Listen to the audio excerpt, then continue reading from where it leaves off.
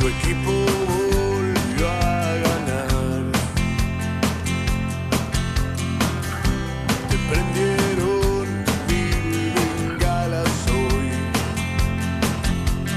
La banda grita tu nombre y ves.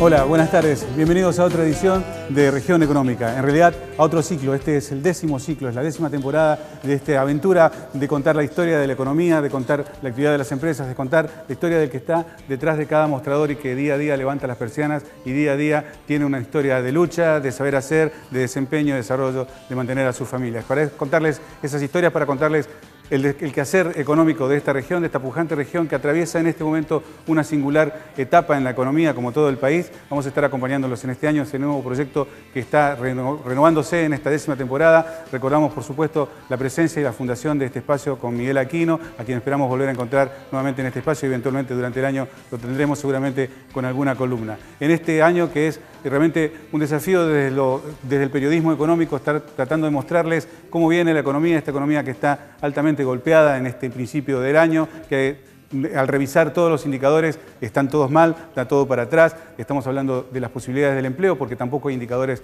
del empleo hoy día que sean confiables, en tanto que el INDEC sigue apagado, hay un apagón informático respecto de las estadísticas que todos conocemos y que esperamos que pronto se resuelva y que apunte, digamos, datos fidedignos de la economía. Queremos saber cómo ha impactado esta reducción del consumo, cómo ha impactado esta reducción del empleo drásticamente. Justamente en esta semana en la que se definió la ley antiempleos, vamos a estar con un informe, la ley antidespidos. Vamos a estar con un informe completo respecto de esta iniciativa legislativa que generó tanta polémica y que tiene aún un final abierto con la posibilidad del veto presidencial de Mauricio Macri. Vamos a estar también relevando la actividad, la situación puntual del comercio y los servicios.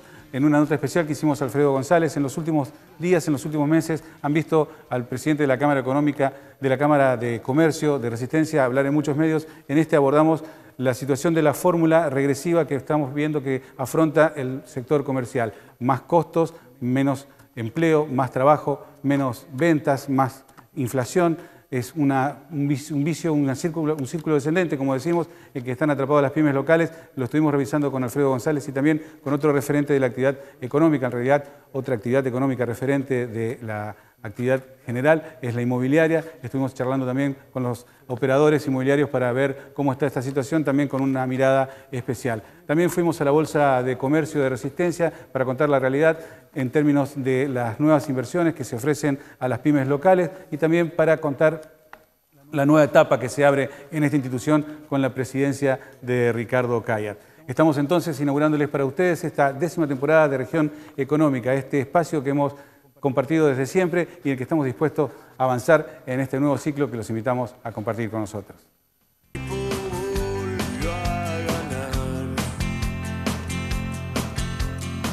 Bien, entonces vamos al tratamiento informativo propiamente dicho, con esta primera nota a Alfredo González, en el que revisamos, como les decíamos, la fórmula de espiral descendente que están sufriendo las pymes actualmente. Más precios es igual a menos ventas, más costos es igual a menos empleo. Todos estos puntos revisados en esta conversación con Alfredo González.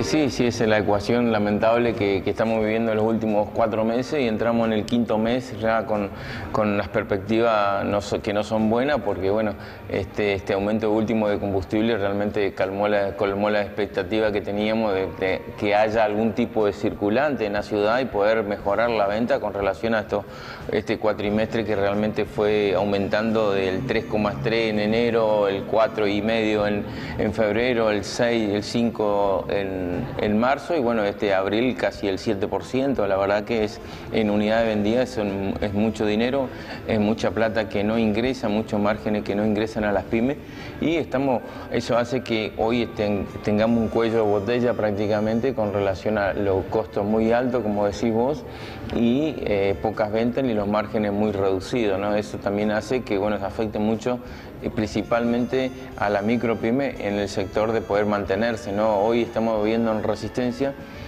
muchos locales cerrados y justamente estos emprendimientos que tienen 2, 3, 4 años que bueno, no llegaron a consolidarse y bueno, van a entrar en la franja de la mortalidad de los emprendimientos que lamentablemente tenemos casi el 80% en Argentina. En la fórmula de la crisis, el efecto de las menores ventas se potencia con el crecimiento de los costos y entre estos, el pesado aumento del costo financiero es determinante. Y bueno, la parte financiera, lo que es financiarse en las pymes hoy es prácticamente inviable. Tenemos una tasa del Banco Central del 38%, por lo que cualquier acuerdo que uno haga para poder trabajar en rojo en los bancos ronda entre el 48 y el 50% mínimamente. Ni hablemos de lo que es poder vender fuera de algún tipo de promoción con las tarjetas de crédito. Tenemos una financiación de 50-55% y realmente se hace inviable desde ese punto de vista poder llegar a trabajar o poder llegar a financiarse en algún aspecto, porque las pymes necesitamos cierto aspecto la financiación para poder movernos y para poder seguir circulando, ¿no?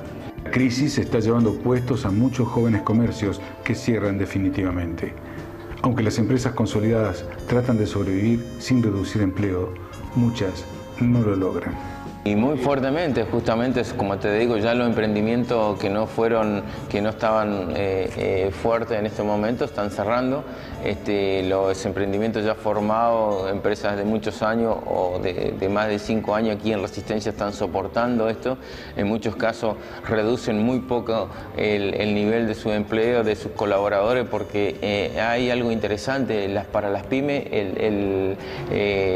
La última variable de ajuste son justamente sus colaboradores por dos razones fundamentales. Una, la parte emocional, digamos, del contacto diario que uno tiene con sus empleados es muy difícil, y otra, la parte financiera y económica, que formar a un personal cuesta mucho dinero, mucho tiempo, y el tiempo es dinero. Frente a la situación crítica, el optimismo natural del emprendedor espera ahora ser realmente apuntalado con medidas que devuelvan poder adquisitivo a los consumidores. Y estamos muy preocupados, pero a la vez tenemos esperanza.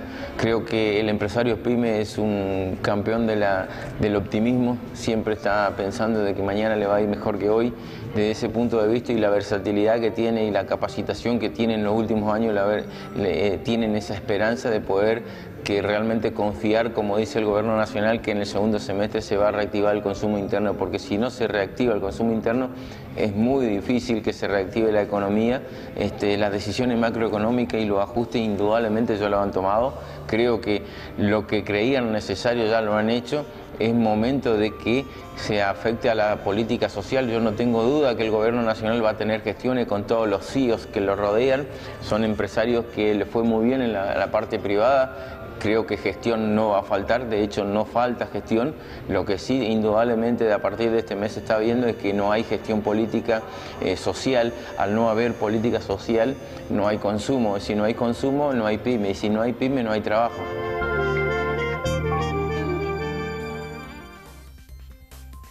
Bien, si no hay empleo no hay trabajo, si no hay consumo no hay trabajo, es clara la definición de Alfredo González. Nos da pie para abordar el segundo tema de esta región económica de hoy, que tiene que ver con la sanción de la ley antidespidos en la Cámara de Diputados, luego de que el Senado de la Nación aprobara un proyecto y la Cámara ahora lo ratificó con amplia polémica. Finalmente hubo quórum, finalmente se espera que el presidente Macri lo vete en las próximas horas. Pero queríamos esclarecer la discusión económica desde el punto de vista nuestro, porque se ha dicho mucho que los regímenes similares habían fracasado en el pasado, y en realidad lo que podemos comparar con la experiencia histórica que les proponemos abordar es que estos regímenes de promoción o de flexibilización también en otros momentos dependen en su éxito del éxito del modelo económico que los contiene. Así, en el modelo neoliberal de los años 90, esta ley no tuvo demasiados resultados, pero sin embargo sí tuvo otro resultado en el inicio del siglo XXI, en el año 2002, con la sanción de la nueva legislación que feneció cuando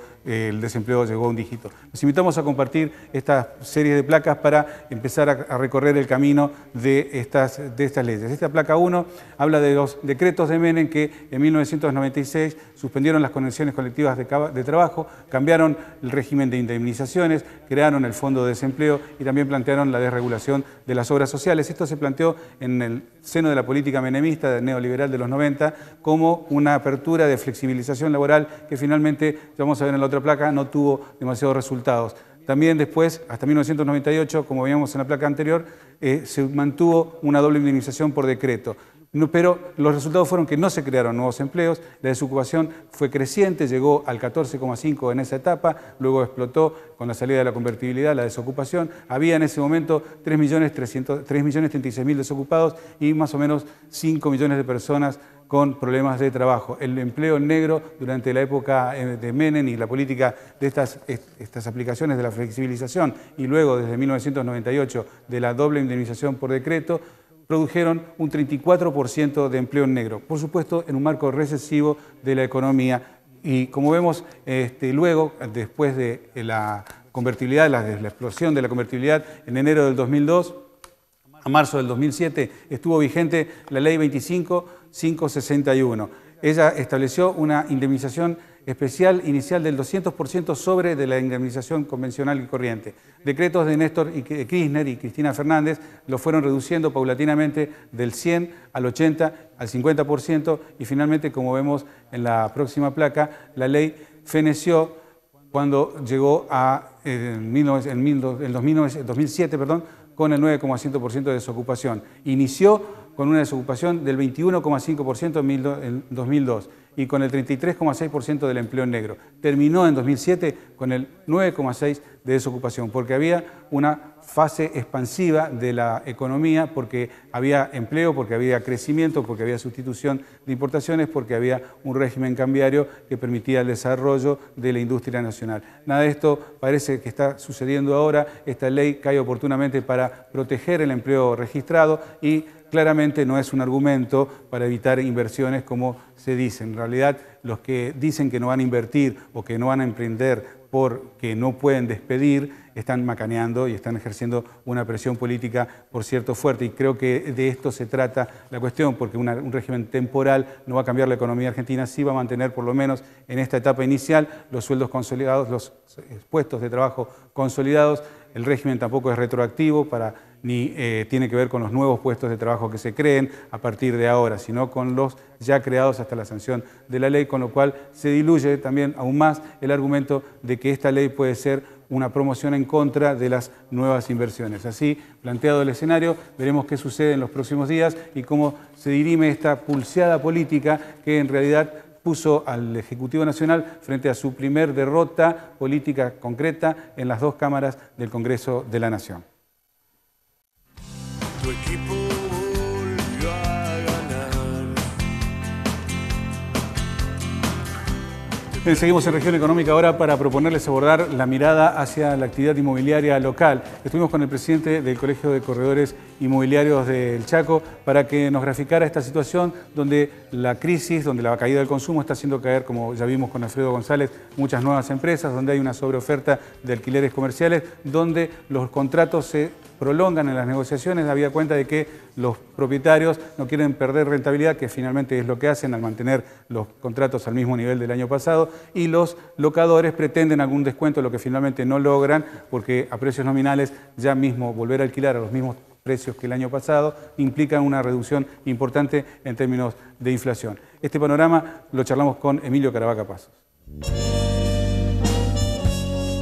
Se nota más en la parte de alquileres comerciales, digamos, es donde hoy se ve que el costo del comerciante es mayor y las negociaciones por los alquileres comerciales son más duras. Todavía, a ver, yo creo que el mercado en Resistencia para lo que es alquileres residenciales está acomodado, digamos, está medianamente acomodado porque en realidad se trata de dar facilidades para el ingreso a ese tipo de alquileres, sobre todo, bueno, las inmobiliarias también tenés pago en 3 veces de honorario, ¿viste? Se trata de buscarle la vuelta, se hace un documento pagaré en vez del depósito en efectivo. Lo que sí se ve a nivel comercial es una merma, digamos, de actividad que repercute lógicamente no solamente en los valores locativos, sino también en las negociaciones a la hora de alquilar. Sumado a que Resistencia está teniendo nuevos polos comerciales, como por ejemplo el shopping, como por ejemplo la calle Güemes, que ya hasta el número del 500 más o menos es plenamente comercial. Antes eso se daba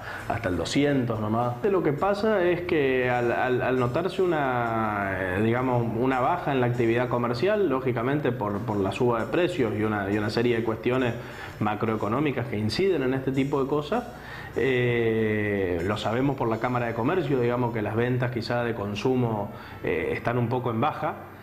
Genera negociaciones más largas a la hora de cerrar los alquileres comerciales, y muchas veces pasa que quien se encuentra en un valor pretendido o el propietario que pretende un valor fuera de lo que son los parámetros de mercado o lo que hoy el mercado puede pagar, seguramente son locales que estarán vacíos, ¿no? Concreto, lo que no se puede pagar va a seguir sin alquilarse, y este es el término y la discusión que tienen hoy los inmobiliarios, los locadores y los propietarios queriendo mantener su reserva. No se vaya, quédese en Región Económica, en Chaco TV. En el próximo bloque hablamos del gasoducto, lo que va a significar en términos históricos, en términos económicos, lo que significa no tener gas natural, lo que no va a significar no tener las redes domiciliarias. También estuvimos en la Bolsa de Comercio del Chaco relevando su actualidad. Ya venimos.